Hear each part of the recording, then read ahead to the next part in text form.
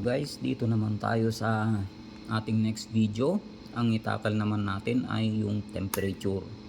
So meron kasi siyang function na temperature itong multimeter na to.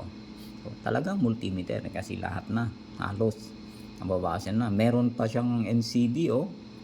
Napakaganda. So itong thermometry niya. So i-select nga natin yung thermometry. So, yun. Ang resolution ng temperature ay 1. Nag-display lang siya ng 22 kasi nababasa niya yung ambient temperature. So, yung temperature natin ngayon ay 22 degrees Celsius. So, ayun. Ngayon, paano natin malalaman din ito nung accurate yung kanyang temperature na na dinidisplay. So, sa base dito sa sa kanyang manual sa temperature. So temperature, ang range niya ay negative 20 hanggang 1000 degrees Celsius. Ang resolution is 1 degree Celsius. Accuracy is plus minus 2.5% plus 5. So isulat natin yung kanyang accuracy ay plus minus 2.5% plus 5. So alam naman natin sa previous video kung ano itong 5 na to. So yan yung least significant digit. So ano yung least significant digit? Ano yung resolution? Sa pagkakataong ito ay ang ating resolution ay 1. So, ilipat lang natin para mag-display. Ay, range na pipindot ko. So 0 nagbasa agad ng ng 22 na yung ambient. Pero ang resolution nito based dito sa manual is 1. Ayan. So ito ibig sabihin 5 na siya. 5 degrees C na siya kasi 1 ang ang kanyang resolution. So mag-a-add tayo ng 5. Kung nag-read tayo ng temperature na 100 degrees Celsius,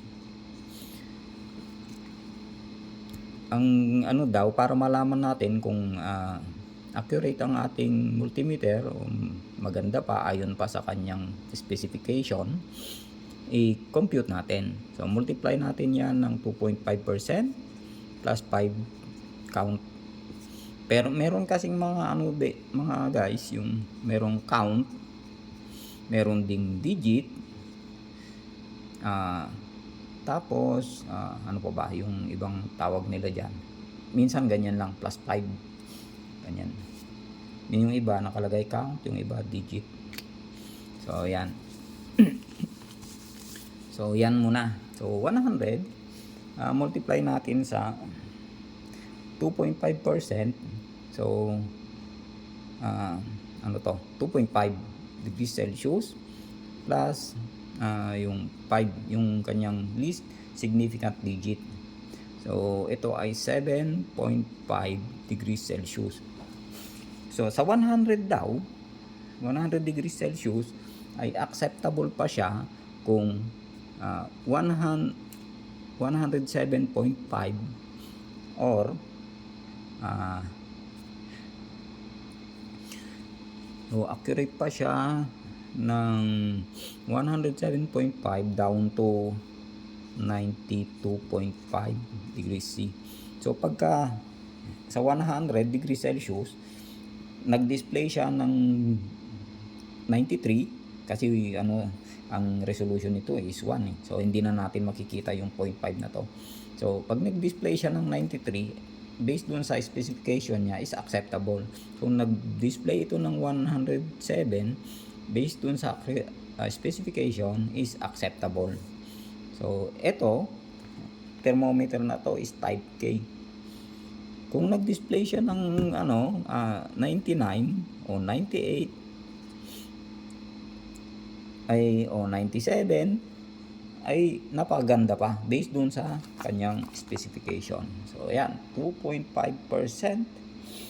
of reading plus 5 counts kasi ito sabi dito ay counts. So yon, ito yung kanyang i-display bago siya mag-transfer sa susunod na range.